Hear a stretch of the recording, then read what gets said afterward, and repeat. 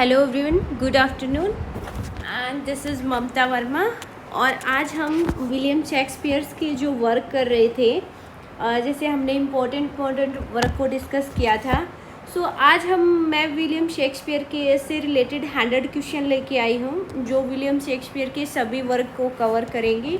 ठीक है, और ये क्वेश्चन है वो मैंने डिफरेंट सोर्सेज से लिए हैं, जैसे कि पास्ट ईयर पीजीटी एग्ज़ाम में पहले जो क्वेश्चन पूछे जा चुके हैं शेक्सपियर के, वहाँ से मैंने इनमें से कुछ क्वेश्चन नेट के उठाए हैं, कुछ गेट के लिए हैं और कुछ एंट्रेंस में पूछे जाते हैं, जैसे मास्टर्स में या अदर्स में। ठीक है, वहाँ से लिए, और कुछ क्वेश्चन मैंने खुद बनाए हैं।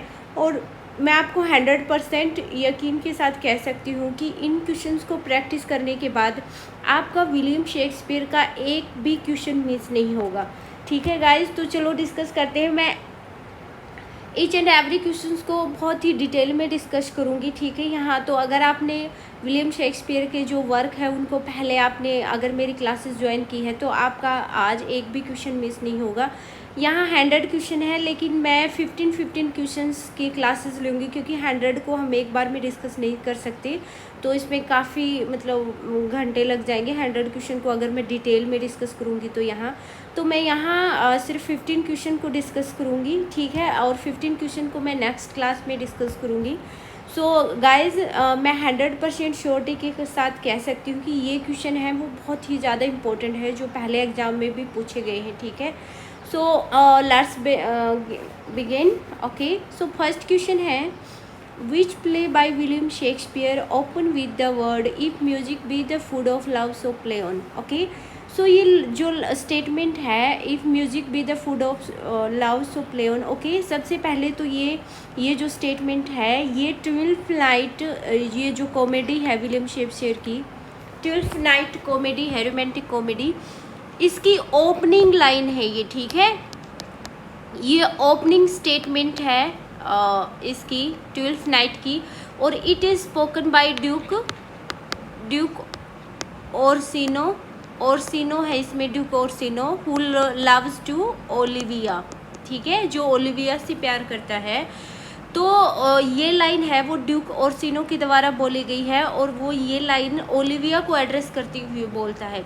और ये लाइन है वो ओपनिंग लाइन है इस ट्वेल्थ नाइट जो रोमांटिक कॉमेडी है इसकी। ठीक है, तो वो अपने लव को एक्सप्रेस कर रहा है यहाँ, क्योंकि वो जो ओलिविया है वो प्ले की स्टार्टिंग में जैसे कि वो उसको रिस्पॉन्स नहीं दे रही कुछ भी। ठीक है, जो ड्यूक ओर्सिनो है इसका वो सर्वेंट जाता है वो लेटर्स लेके, जो लव लेटर ड्यूक ओर्सिनो ने ओलिविया के लिए भेजा था, तो उसके रिस्पॉन्स में ओलिविया ने उसको कुछ नहीं बोला, क्योंकि इस प्ले की स्टार्टिंग में जैसे हमने ये प्ले को डिस्कस किया था, तो मैंने आपको बताया था कि ओलिविया का एक ब्रदर है, वो इस प्ले की स्टार्टिंग में ही हैज़ ऑलरेडी डाइड, वो मर चुका है। तो ओलिविया है वो अभी फ़िलहाल है वो काफ़ी डिप्रेस्ड है, वो लमेंट कर रही है अपने भाई की मौत पे। तो अभी वो किसी से बात नहीं करना चाहती, ना ही किसी के लेटर्स का जवाब देना चाहती है। ठीक है, तो उसको याद करती है, बिकॉज ड्यूक ओर्सिनो है he was madly in love with Olivia, तो वो उसको याद करती हुई लाइन बोल रहा है कि music be the food of love, क्योंकि म्यूजिक को ऐसा माना जाता है कि म्यूजिक है वो लव का एक फूड है, मतलब। ठीक है, तो वो ऐसे ही इस अंदाज में स्टेटमेंट को बोलता है कि म्यूजिक है वो लव से रिलेटेड है, और म्यूजिक सुनने से क्या है कि जो इंसान है उसका वो अपने लव को अच्छे से व्यक्त कर पाता है। ऐसी स्टार्टिंग की जो लाइन है वो ओलिविया के लिए एक्सप्रेस कर रहा है। ठीक है, अब सेकंड क्वेश्चन है, how many play do we know that William Shakespeare wrote. Okay, तो विलियम शेक्सपियर ने 39 और कुछ जगह 38 प्ले भी लिखे होते हैं। ठीक है, तो दोनों ही सही है। मेनली 37 प्ले माने जाते हैं कि विलियम शेक्सपियर ने लिखी हैं। ठीक है, और गाइज ये आपको ध्यान में रखना है, इसके सभी प्ले हैं वो फर्स्ट फोलियो करके जो एक इसकी रिपब्लिकेशन है, जो 1623 में पब्लिश्ड हुआ था। ठीक है, तो इसके अंदर पब्लिश्ड हुए हैं इसके सभी प्ले। ठीक है, who is Sycorax in the play Tempest. अब थर्ड क्वेश्चन पे आते हैं। थर्ड क्वेश्चन में कह रहा है who is Sycorax in the play, sorry guys ये टाइपिंग मिस्टेक हो गई, ये प्ले है टेम्पेस्ट। ठीक है, सो सबसे पहले मैं आपको बता दूं कि टेम्पेस्ट है वो एक कॉमेडी है। ठीक है, कॉमेडी है विलियम शेक्सपियर की। और इसमें जो एक कैरेक्टर साइकोरेक्स है, ये एक विच होती है, विच, ठीक है, विच होती है ये, जो कि ओनर होती है, किसकी ओनर होती है, आइसलैंड की, जहाँ पे जो इसमें जो करेक्टर प्रोस्पेरो है, जब उसका ब्रदर एंटोनियो उसको वहाँ से निकाल देता है, तो वो अपनी डॉटर मिरांडा है, उसकी डॉटर, उसके साथ जाके वो इस आइसलैंड पे चला जाता है और वहीं से अपना 12 ईयर यहाँ स्पेंड करता है, 12 साल तक, ठीक है। तो वो साइकोरेक्स जो विच है, वो वहाँ से जो प्रोस्पेरो है उसके पास ब्लैक म्यूजिक सीखता है, मैजिक, साइकोरेक्स से, ठीक है। उसके बाद में जब वो वहाँ जाता है, उसके बाद वहाँ से साइकोरेक्स की डेथ हो जाती है और इसका एक सन रह जाता है, कैलिबन, ठीक है, कैलिबन, जिसको प्रोस्पेरो है अपना सर्वेंट बनाता है, ठीक है। तो साइकोरेक्स है वो कौन होती है, मदर ऑफ कैलिबन, कैलिबन की मदर होती है, और इसका एक ओनली सन होता है कैलिबन, जिसको प्रोस्पेरो बाद में अपना सर्वेंट बनाता है अपनी इसकी मदर की डेथ के बाद, ठीक है।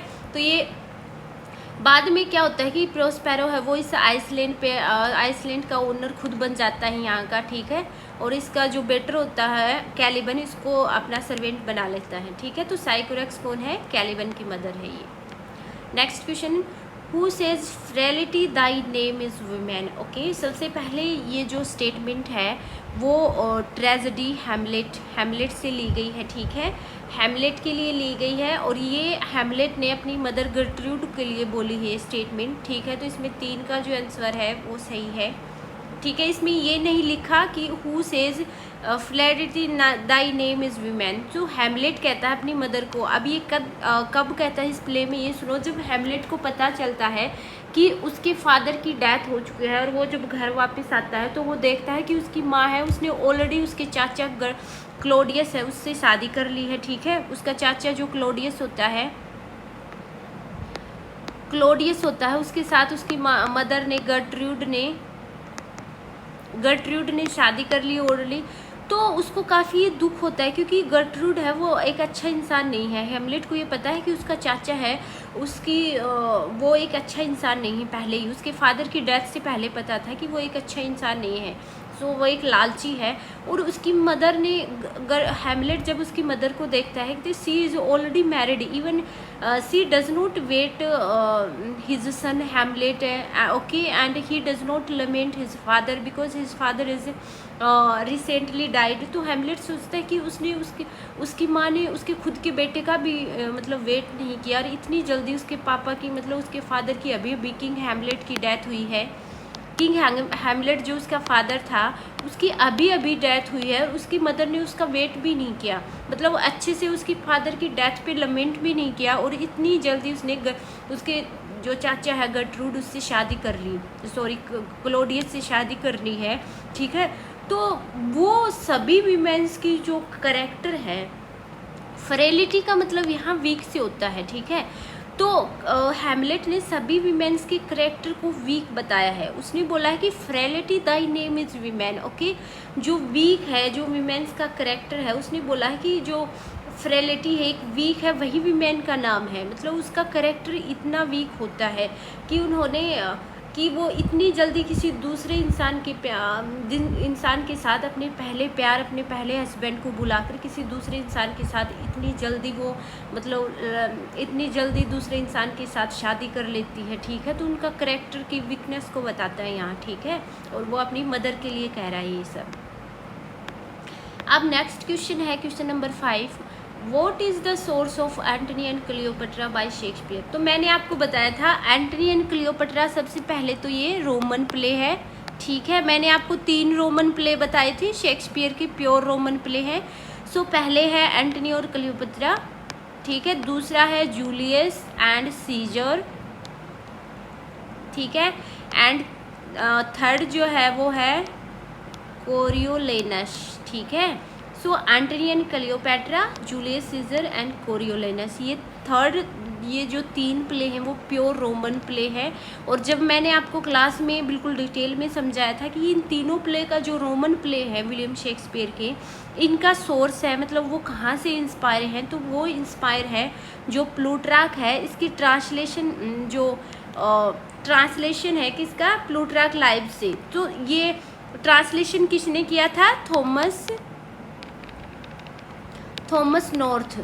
ओके, सो थॉमस नॉर्थ का जो ट्रांसलेशन है प्लूटार्क लाइव्स, यहाँ से इंस्पायर है तीनों रोमन प्ले ही इसके। ठीक है, जब एग्जाम में क्वेश्चन मान ले ये घुमा के पूछ ले कि विलियम शेक्सपियर के जो रोमन प्ले है उनका सोर्स क्या है, ठीक है, कहाँ से है, ये भी पूछ सकते हैं और वो आपको पर्टिकुलरली नेम भी दे सकते हैं किसी भी रोमन प्ले का। ठीक है, तो ये आपको ध्यान में रखना है। नेक्स्ट क्वेश्चन है the character of Hermia appears in. So जो हर्मिया कैरेक्टर है ये कौन से प्ले में अपीयर हुई थी, ये कॉमेडी थी हमारी ए मिडसमर नाइट्स ड्रीम। सो हर्मिया जो कि लिसेंडर है, ठीक है, लिसेंडर से प्यार करती थी, ठीक है, तो वहाँ से ये कैरेक्टर ली गई है हर्मिया। ओके, नेक्स्ट है which of the following is the Shakespeare shortest play. So Shakespeare का सबसे शॉर्टेस्ट प्ले है वो द कॉमेडी ऑफ एरर है, ठीक है, और सबसे बिगेस्ट प्ले अगर कोई बताए तो वो है हैमलेट। ठीक है, ये बिगेस्ट है और ये शॉर्टेस्ट है, ये आपको ध्यान में रखना है। उसके बाद brevity is the soul of wit in which play this line occurs. Okay, so brevity is the wit of soul, ये लाइन है, ये कहाँ से ली गई है, ये लाइन है ये हैमलेट से ली गई है सबसे पहले। और किसके द्वारा बोली गई है ये लाइन, सो ये लाइन बोली गई है पोलोनियस, जो कि ओफिलिया का फादर होता है। ओके, सो ओफिलिया का फादर है पोलोनियस, ठीक है, और ये कोर्टियर होता है कहाँ, हाँ, जो किंग हैमलेट है उनके कोर्ट में एक कोर्टियर होता है। तो ये लाइन ये पोलोनियस बोलता है ओफिलिया का फादर, और कब बोलता है ये, ठीक है, जब उसको पता चलता है कि हैमलेट है, वो ऑलरेडी हैमलेट एक मैड होने का सिर्फ नाटक कर रहा था, क्योंकि वो जानना चाहता है कि एक्चुअल में उसके अंकल क्लोडियस है उसी ने उसके फादर का हत्या की है या नहीं, क्योंकि वो उसके फादर का जो घोस्ट होता है वो हैमलेट को दिखाई देता है और वो बताता है कि उसके अंकल क्लोडियस ने उसको मारा है, ठीक है। लेकिन वो घोस्ट की बात को प्रूफ करने के लिए कि क्या वो घोस्ट सही कह रहा था या गलत कह रहा था, मेरा कुछ ऐसा वहम है, तो वो उसको चेक करने के लिए एक मैड होने का बिल्कुल एक ड्रामा करता है वो, ठीक है। तो पोलोनियस है वो उसकी जो उसके चाचा क्लोडियस और उसकी मदर होती है वहाँ, क्योंकि क्लोडियस अब उसके फादर के बाद वो वहाँ राजा बन चुका है वहाँ का, ठीक है। तो उसकी डेथ के बाद जब उसको पता चलता है उसको जब वो ये बताना चाह रहा है कि वो जो हैमलेट है वो बिल्कुल पागल हो गया है, ठीक है, और वो पागल हो गया, वो ओफिलिया की प्यार में पागल नहीं है, बल्कि वो तो अपने फादर की डेथ की वजह से पागल हो रहा है। तो यहाँ brevity is the soul of it ये होता है कि जब हम how intelligent people is who use only few words to convey और express something. Okay, so brevity का मतलब होता है कंसाइज, किसी बात को ज़्यादा से ज़्यादा शब्दों को हम ज़्यादा से ज़्यादा मतलब जो हमारे वर्ड्स होते हैं उनको कम शब्दों में व्यक्त करना, ठीक है, ज़्यादा से ज़्यादा लंबी स्टेटमेंट को कम शब्दों में कहना, कंसाइज वे में इज़ द सोल ऑफ विट। विट का मतलब जो इंटेलिजेंट जो विटी लोग होते हैं वो कह रहा है वो हमेशा कंसाइज वे में बात करते हैं। तो यहाँ जब पोलोनियस क्लोडियस और उसकी मदर के सामने, क्योंकि पोलोनियस है एक बहुत ही टॉकटिव ज़्यादा बोलने वाला इंसान है, तो वो खुद ही ये स्टेटमेंट बोल रहा है। उसकी मदर जब क्वीन गर्ट्रूड है वो उसको कहती है कि आप सीधी बात पे आओ। जब वो घुमा फिरा के बात कह रहा था, वो ये कहना चाह रहा था कि हैमलेट है वो पागल हो चुका है, लेकिन वो उस बात को डायरेक्टली न कह के घुमा फिरा के वहाँ कह रहा था, ठीक है। तब उसकी मदर कहती है कि आप सीधे मतलब डायरेक्टली बात पे आओ, पॉइंट क्या है उसका। तो वो पोलोनियस बोलता है कि brevity is the soul of विट।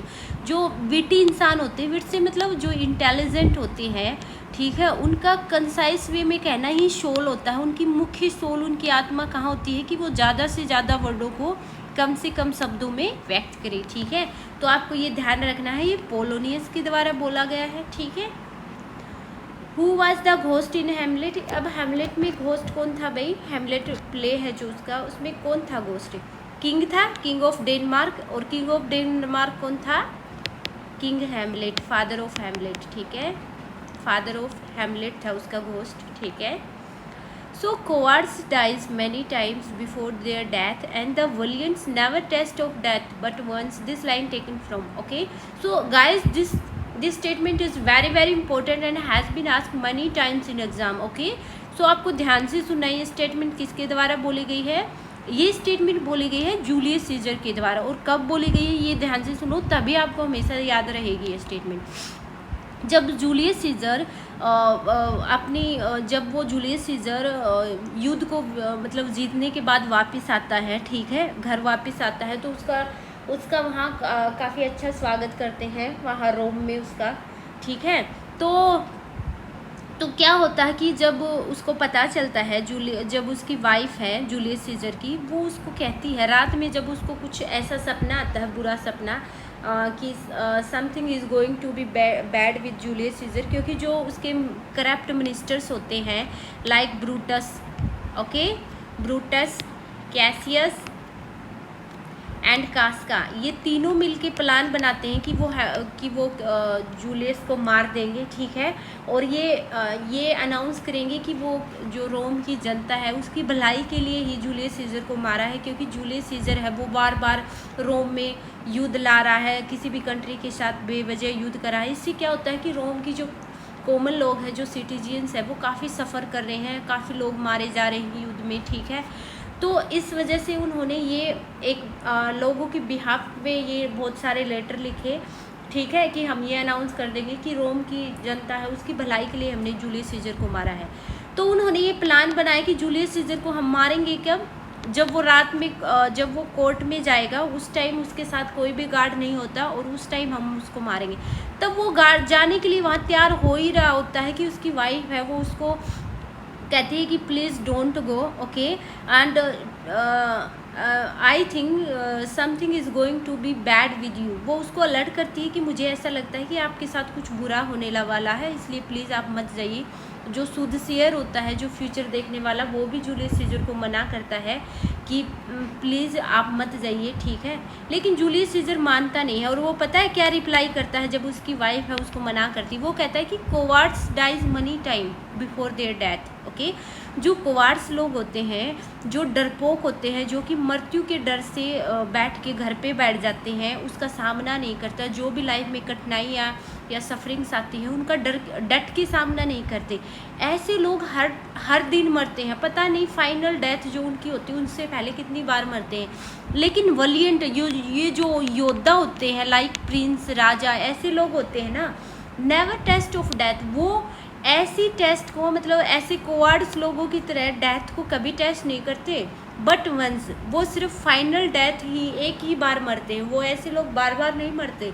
तो उसका कहने का मतलब ये था जूलियस सीजर का कि मैं डेथ के डर से छुप के घर में नहीं बैठ सकता, मैं एक योद्धा हूँ, मैं उसका डट के सामना कर सकता हूँ। और उसने बोला कि जो मेरी डेस्टिनी में लिखा है मेरा उस पर पूरा विश्वास है, okay. So there is no person who can change on my destiny, whatever is written in my destiny that will definitely happen, okay. जो कुछ भी मेरी डेस्टिनी, मेरे भाग्य में लिखा है वो होके रहेगा, उसको कोई बदल नहीं सकता, ठीक है। तो वो ये कहता है, और जो योद्धा होते हैं वो डेथ से डरते नहीं हैं, ठीक है, इसका मतलब ये है, okay. Now next question, okay, which one of the following correctly describes the meaning of Macbeth's words life is but a walking shadow, okay. So this line, ये जो लाइन है life is but a walking shadow, ये Macbeth के द्वारा बोली गई। और कब बोली गई है? जब उसकी वाइफ होती है वो किंग डंकन की डेथ के बाद क्या होता है कि वो उसको क्योंकि वो नींद में सो नहीं पाती, ओनली लेडी मैकबेथ ही थी इस प्ले में जो मैकबेथ को प्रोवोक करती है कि वो किंग डंकन को मार दे ताकि वो खुद वहाँ का राजा बन जाए, ठीक है, स्कॉटलैंड का। वो उसको भड़काती है, उसी की वजह से है मैकबेथ ने किंग डंकन की हत्या की रात में, ठीक है। तो अब उसके साथ क्या हुआ, लेडी मैकबेथ है वो सो नहीं पाती, वो नींदों में चलने लग जाती है, उसको ऐसे लगता है कि उसके जो हाथ है वो एवरी टाइम खून से बंधे हुए हैं, भरे हुए हैं, वो बार बार उनको धोने का ट्राई करती है, लेकिन फिर भी उसके हाथों पे वो खून के जो मार्क्स हैं वो रह जाते हैं। तो इस वजह से वो मेंटली काफ़ी डिस्टर्ब हो जाती है, पागल हो जाती है, लास्ट में खुद ही सुसाइड कर लेती है उसकी वाइफ। तो जब कि मैकबेथ को ये पता चलता है कि उसकी वाइफ है वो उसने सुसाइड कर लिया है, और जो दूसरी तरफ से जो मैकडेफ और डोनल बेन उसके जो किंग डंकन का संग था, वो उन्होंने अपनी जो सेना है वो मैकबेथ के खिलाफ है रेज कर दी है। वो लोग आ रहे हैं सेना पे चढ़ाई करने के लिए, बदला लेने के लिए। तो यहाँ मैकबेथ को अपनी हार नज़र आ रही है कि लाइफ में उसने कुछ भी अचीव नहीं किया। वो कहता है कि life is but a walking shadow. वो बोलता है कि लाइफ कुछ नहीं है। Walking shadow means life meaningless है, सिर्फ एक वॉकिंग शेडो मतलब घूमती फिरती छाया है। लाइफ मीनिंगलेस है बिल्कुल, ठीक है। और ऐसी ज़िंदगी का कुछ भी उद्देश्य मतलब मीनिंगलेस मीन्स एम रहित, मतलब एमलेस है बिल्कुल, ठीक है। Life is but a walking shadow, इसका यहाँ हमें मीनिंग बताना है। इसका मीनिंग क्या है? So life is just divide means से वंचित या रहित, ओके। से वंचित बोल सकते हो या रहित, डिप्रिविड जिसको बोलते हैं। सो लाइट से रहित no, life is just a divide of separate से रहित नो, स्टेबिलिटी से रहित नो। सो उसने बोला है life is just divide of substance, meaningless, okay. इसका मतलब होता है मीनिंगलेस। लाइफ है वो बिल्कुल मीनिंगलेस है, इसका मतलब ये होता है, ठीक है। In which play other than Julius Caesar has Shakespeare depicted the Romans better than the Roman writer themselves how done. सबसे पहले तो रोमन प्ले कौन से थे मैंने आपको बताया, Julius Caesar, Antony and Cleopatra and Coriolanus, okay. तो यहाँ शेक्सपियर कह रहा है कि कौन से प्ले में, ये पूछा गया है कि विलियम शेक्सपियर ने रोमन जो प्ले है उसको इतना बेटर लिखा है जितना कि रोमन राइटर है उन्होंने खुद भी नहीं लिखा। तो कौन से प्ले के बारे में कह रहा है ये? कोरियोलेनस के बारे में, ठीक है। अब नेक्स्ट क्वेश्चन देखो, about whom this line talk about, okay. You seems to misunderstood me by each at once her choppy finger laying upon her skinny lips, you should be women and yet you are a beard, forbid me to interpret that you are so, okay. So सबसे पहले ये ध्यान में रखो कि ये line है वो जो ये है वो किंग लियर से ली गई है, और ये लाइन है वो बैंको के द्वारा बोली गई है, ठीक है। बैंको उसने बोला है जब वो और वो और जो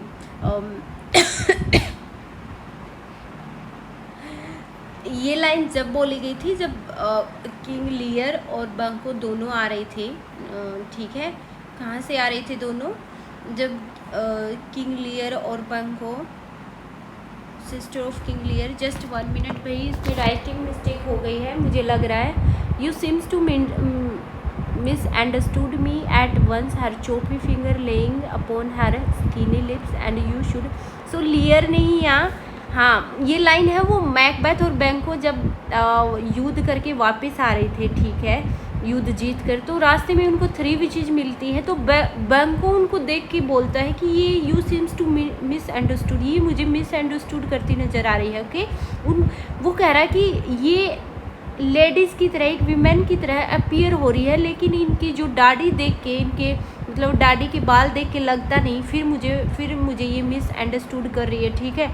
फिर उनकी जो चौथी फिंगर है, जो 3 विचेज है, वो अपना हाथ है अपनी स्किनी लिप्स पे रखती हैं, ठीक है।